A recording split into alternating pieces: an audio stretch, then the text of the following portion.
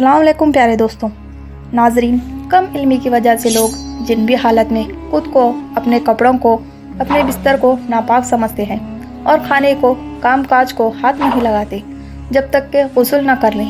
और ख़वातीन भी अपने बच्चों को दूध पिलाना, खाने को हाथ लगाना गुनाह समझती हैं। ये सोच कर के वो नापाक हैं।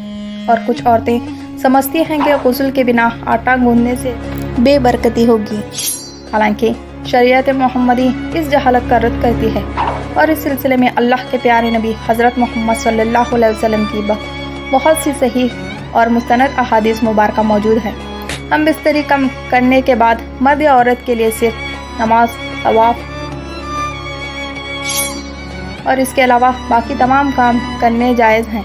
मर्द व ख़वातीन पर कहीं भी ऐसी किसी पाबंदी का जिक्र नहीं है, बल्कि गुस्ल करने से पहले भी जनाबत की हालत में ही तमाम लोग आम रूटीन के काम काज कर सकते हैं।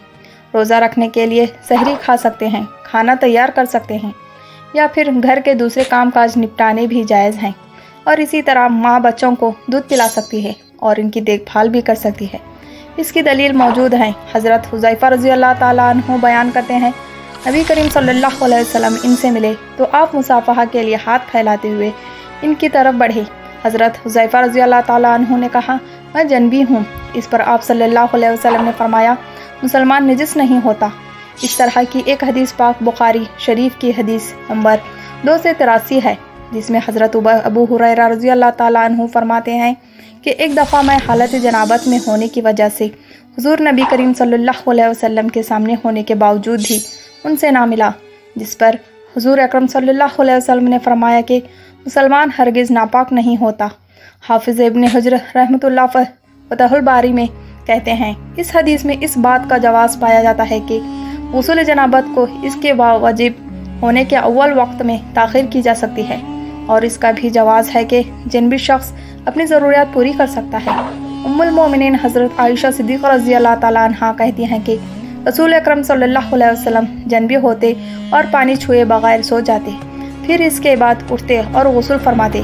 किसी ने उम्मुल मोमिनीन हज़रत आयशा सिद्दीक़ा रज़ी अल्लाह ताला अन्हा से सवाल किया कि आयशा रज़ी अल्लाह ताला अन्हा, हज़रत मोहम्मद सल्लल्लाहु अलैहि वसल्लम हम बिस्तरी करके नहा लिया करते थे या वैसे ही सो जाया करते थे?